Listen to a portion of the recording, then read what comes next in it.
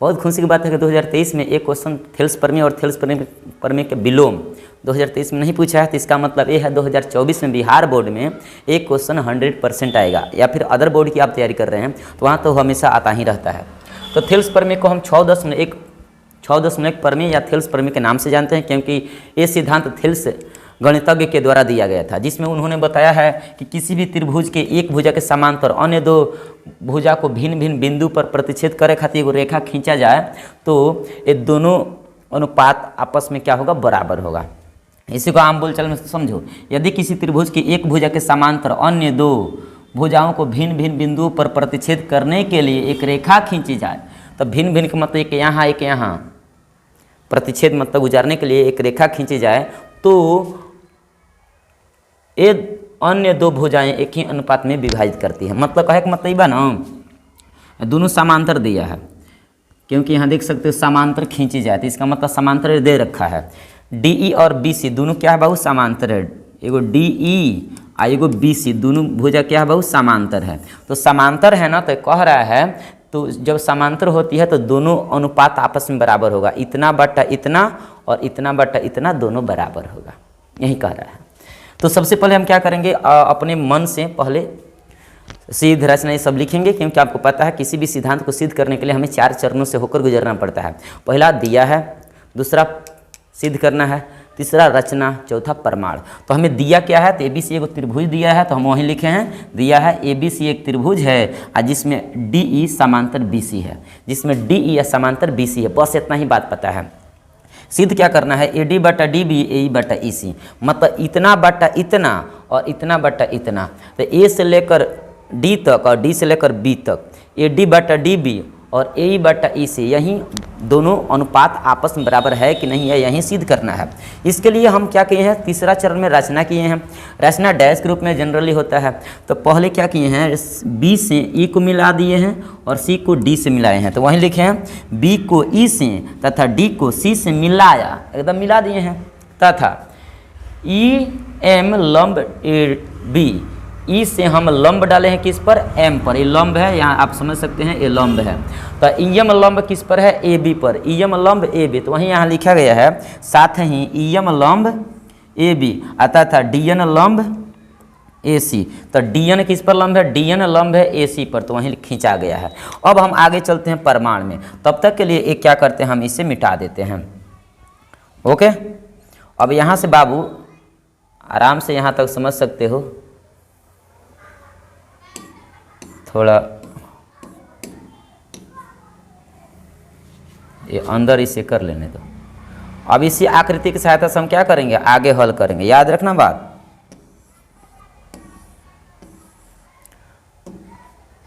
इधर वाला मिटा देते हैं, इधर से कोई मतलब नहीं है। अब देखो इसको आकृति को लेकर हम क्या करेंगे, प्रमाण करेंगे। प्रमाण मतलब प्रमाण हल करेंगे। अब ध्यान से सुनो, प्रमाण। अब हम यहाँ 3 गो चरण हो गया है, सिद्ध, दिया, रचना, 3 गो चरण हो गया है। चौथा चरण में लिखेंगे प्रमाण। अब प्रमाण में हम क्या करते हैं, सभी क्वेश्चन को सॉल्व करते हैं। ध्यान से सुनो, इस त्रिभुज में आप देखोगे, इस त्रिभुज में तो दोनों भुजा क्या है, समांतर है। और आपको पता है किसी भी त्रिभुज में हम एगो फार्मूला लगाते हैं, 1/2 आधार गुणा ऊंचाई। हालांकि ये फार्मूला तब लागू होता है जब उस पर लंब कहीं ना कहीं दिया हो। तो सबसे पहले याद रखना ये फार्मूला, चूँकि एरिया ऑफ त्रिभुज ABC बराबर 1/2 आधार गुणे ऊंचाई, आधार गुणे ऊंचाई लिख देना। एरिया ऑफ त्रिभुज 1/2 आधार गुणे ऊंचाई लिखोगे ना, ये आराम से लिखोगे, लिख देना अपना। अब यहाँ से हम करेंगे इसलिए त्रिभुज कामना में, देखो अब हम एरिया ऑफ त्रिभुज ABC का मतलब होता है त्रिभुज ABC का क्षेत्रफल। कोनो भी त्रिभुज के क्षेत्रफल लिखने का 2 गो तरीका होता है। एक हिंदी मीडियम, तो हिंदी मीडियम लिखा जाता है त्रिभुज ABC का क्षेत्रफल। अगर इंग्लिश में लिखेगा तो AR इंटू के आप पढ़ लेना, एरिया ऑफ त्रिभुज ABC, एरिया ऑफ त्रिभुज ABC ऐसे पढ़ते हैं। तो ये लिखने से ना फायदा ये होता है कि कम समय में आप तैयार कर। तो फाइनली हम ये कहना चाहते हैं कि किसी भी त्रिभुज का क्षेत्रफल लिखने के लिए 2 गो तरीका होता है, एक बड़ा एक छोटा। तो एक बड़का क्या होता है, त्रिभुज ABC का क्षेत्रफल है अत्याचार, एक होता है छोटका एरिया, ए आर कोष्ठ में त्रिभुज ABC, तो उसे भी पढ़ोगे एरिया ऑफ त्रिभुज ABC, उसी को पढ़ो। तो ऐसे याद रखना कि तरीका यही ठीक है, छोटा भी रहेगा, जल्दी से बना पाओगे, टाइम कम न रहता है वहाँ। अब देखो इसी त्रिभुज की सहायता से हम बाकी सभी काम कर बैठेंगे। देखो ध्यान से समझना, पहले हम काम करते हैं, पहले हम बाबू काम करते हैं इस त्रिभुज में, इसका नाम क्या है ए डी ई, ध्यान से सुनना ADE। तो हम इसका क्षेत्रफल निकालना चाहें तो लिखेंगे एरिया ऑफ त्रिभुज ADE का क्षेत्रफल बराबर, ओके। अब इसमें देखोगे ध्यान से, तो एरिया ऑफ त्रिभुज ABC का क्षेत्रफल बराबर होता है 1/2 आधार गुणा क्या होता है ऊंचाई। तो आधार देखो, आधार वो होता है जिस पर लंब खड़ा है, जिस पर लंब खड़ा है। तो एक बात बताओ, एक कौन खड़ी आया है, तो नीचे वाला, मतलब नीचे की ओर खड़ा है, पैरवा ऊपर है, मुड़िया नीचे है। इसका मतलब है कि यहाँ से लेकर यहाँ तक ये आधार है और ये हमारा क्या है लंब है। तो आधार गुणा लंब, तो आधार कौन है हमारा, यहाँ से लेकर यहाँ तक ना आधार होगा, लेकिन हमारा त्रिभुज छोटके है तो हम छोटके में काम करेंगे। AD हमारा क्या हुआ आधार, तो हम लिखेंगे AD गुणे AD।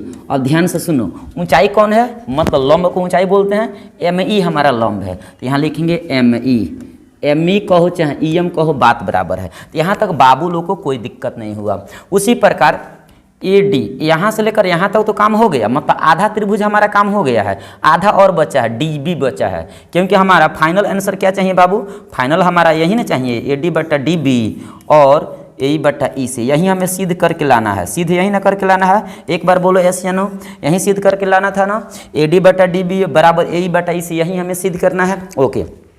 AD हमारा ऊपर वाला ये वाला आ गया ना, और कौन बचा है DB, अब नीचे लाना है। तो इस त्रिभुज, इस भुजा मतलब ये भुजा हमें लाना है DB, तो बताओ किस त्रिभुज में DB आएगा, तो इस त्रिभुज में आएगा DBE में। अब कहोगे है त्रिभुज DBC में भी तो आ सकता है, तो DBC में काम करेगा तो है लंबवा नहीं जा पाएगा, इसलिए हम इसमें काम करेंगे DBE में। तो DBE में काम करेंगे क्योंकि आधार हमारा ये भी आ जाएगा और ये इसे छू भी देगा।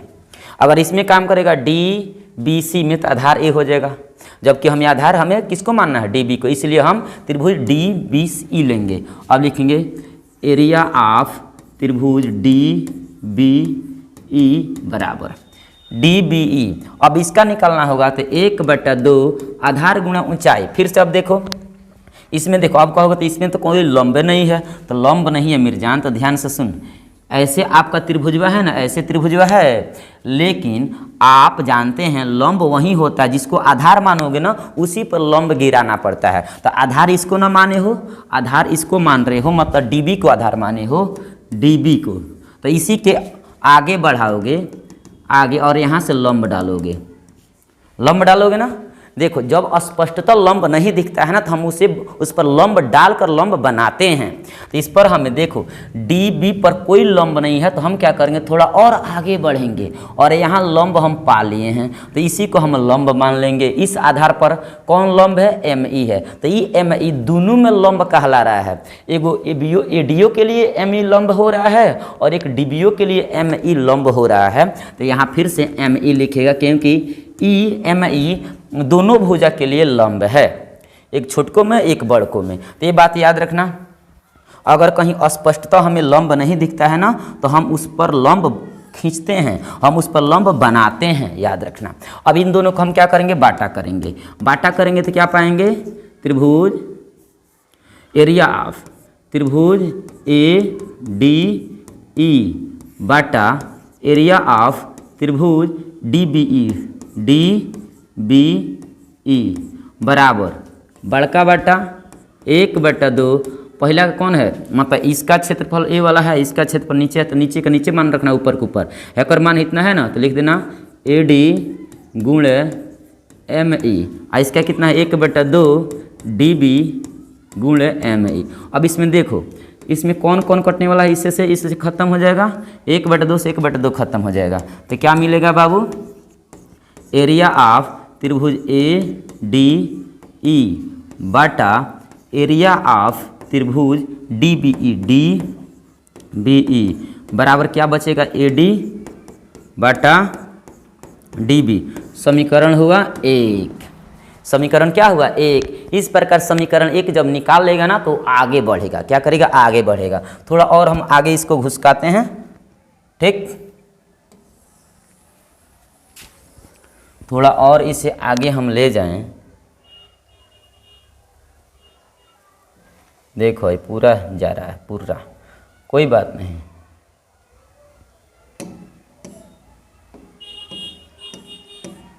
क्यों नहीं जा रहा है? ये जयहन का है, रुको रुको 1 मिनट हो गया। अब इसे हम थोड़ा और अंदर की ओर ले जाते हैं। समीकरण 1 तक तो बाबू समझ लिया है समीकरण 1 कैसे आ रहा है, ठीक ना। अब हम चलते हैं समीकरण 2 पर। फिर से जिस प्रकार इधर वाला काम किए हो ना, ठीक उसी प्रकार इधर काम करना होगा। ध्यान से सुनो, एक बार ए डी के आधार माने हो और एक बार डी बी के आधार माने हो, तो 2 गो ऊपरा खंड आया था, उन दोनों खंडों को बाटा किया तब जाकर ए डी बटा डी बी आया। इधर वाला देखो हिस्सा आ गया ना, ए डी बटा डी बी हमारा आ गया ना। ठीक उसी प्रकार अब दाएं साइड मतलब इधर काम करेगा ना तो ए वाला अंक आएगा, ए वाला चर आएगा, ए वाला पद आएगा। तो काम करो इधर, अब इधर काम करेगा तो ए ई किस में आएगा, फिर से ए डी ई में ही आएगा। तो लिखेंगे इसलिए एरिया ऑफ त्रिभुज ए डी ई में। देखो ध्यान से, ए डी ई समीकरण 1 के ऊपर भी आया था एक बार, यहाँ भी 2 बार आएगा, लेकिन अंतर ये होगा एक बार हम ए डी को आधार माने थे, अब इधर हम आधार मानेंगे, ए ई को आधार मानेंगे। तो लिखेंगे 1/2 आधार गुणा ऊंचाई। आधार कितना है ए ई, तो हम लिखेंगे ए ई गुणा ऊंचाई। देखो अब इस पर ऊंचा, ऊंचा का मतलब लंब, अब इस पर देखेगा तो लंब इधर से न है, ये हमारा क्या हुआ आधार, तो लंब हमारा ये कहलाएगा, तो लंब हमारा डी एन हुआ। तो हम यहाँ लिखेंगे डी एन, क्या लिखेंगे डी एन।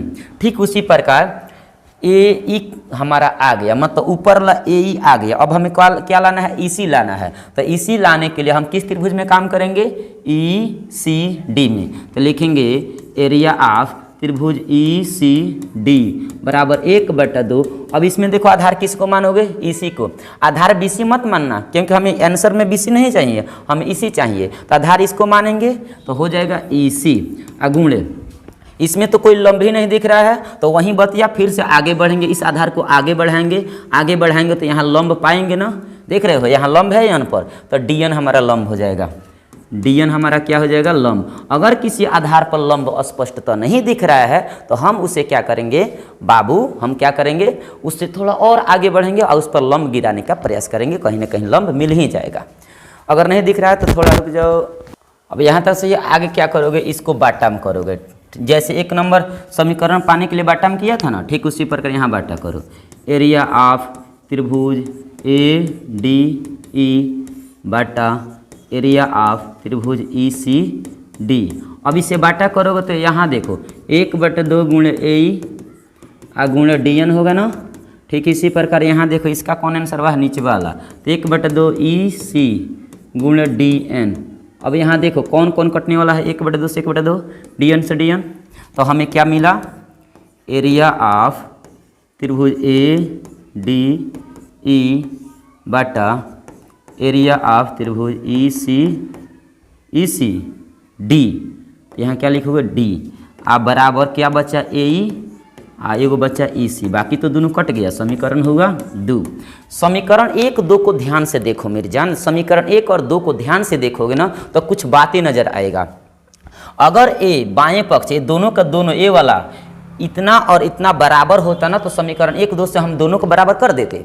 लेकिन अंतर देखो क्या है, भाई ऊपरा वाला ए डी ई या ए डी ई ये दोनों बराबर ना है, लेकिन डी बी ई आ यहाँ ई सी डी यही अंतर कर रहा है। अगर ये दोनों बराबर हो जाता है तो हम क्या करेंगे, इसके जगह यहाँ पर इसका मनवा या फिर इसके जगह यहाँ पर उसका मनवा भर कर बाएं बाएं बराबर कर लेते, दाएं दाएं, हमारा समीकरण 1 तथा 2 से आंसर आ जाता।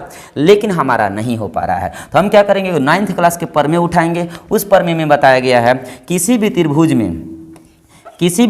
में किसी समांतर रेखा के बीच 2 त्रिभुज आपस में घिरा हुआ हो तो दोनों क्षेत्रफल में क्या होता है, बराबर होता है। ध्यान से सुनो, किसी समांतर चतुर्भुज के बीच में बने त्रिभुज क्षेत्रफल में क्या होते हैं, बराबर होते हैं। या फिर ऐसे कह लो 2 समांतर रेखा के बीच में जो त्रिभुज बनते हैं क्षेत्रफल में क्या होते हैं, बराबर। ये बताओ डी ई सी बी एगो समांतर चतुर्भुज बन रहा है, समांतर चतुर्भुज नहीं, समान तो समलंब हो जाएगा।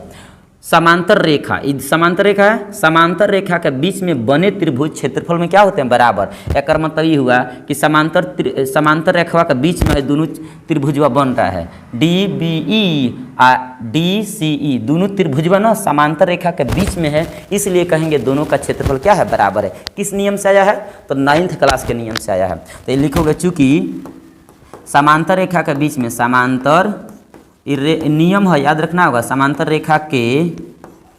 रेखा के बीच में बने त्रिभुज क्या होता है, क्षेत्रफल में बराबर होता है। बने त्रिभुज क्षेत्रफल में क्या होते हैं, एरिया में क्षेत्रफल में बराबर होते हैं। और जब समांतर रेखा के बीच में कितना दूगो त्रिभुज बनी कैसा हूँ तो क्षेत्रफल में क्या होगा बराबर होते हैं, बराबर होते हैं। अब बताओ, दोनों जब बराबर होगा इसका मतलब है कि डी बी ई और ई सी डी बराबर होगा, इसलिए एरिया ऑफ त्रिभुज बी सी डी बराबर एरिया ऑफ त्रिभुज ई सी डी। समीकरण हो गया 3। अब बताओ बी सी डी और ई सी डी दोनों आपस में बराबर है, तो आपस में बराबर है तो हम इसके जगह पर डी बी ई के जगह पर डी बी ई ना होगा, अरे यार बी सी डी थोड़ा डी बी ई होगा, डी बी ई, तो यहाँ लिखोगे डी बी ई, गलती से हो गया है।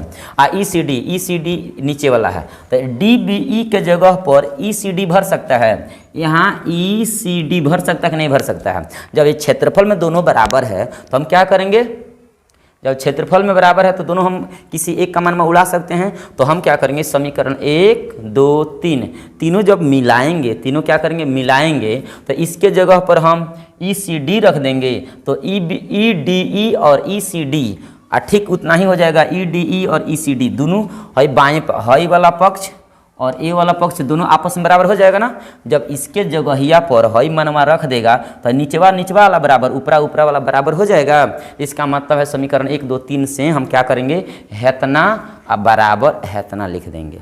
तो अब लिखेंगे अतः, अब यहाँ लिख देना अतः, अब यहाँ लिखो क्या अतः समीकरण 1, अब हेकरा बाद से यहाँ से लिखना समीकरण 1 2 तथा 3 से, समीकरण 1 2 3 से क्या हो जाएगा ए डी बटा डी बी बराबर ए बटा ई सी, ये हमारा हुआ करेक्ट आंसर, ये हुआ प्रूव्ड PROVED।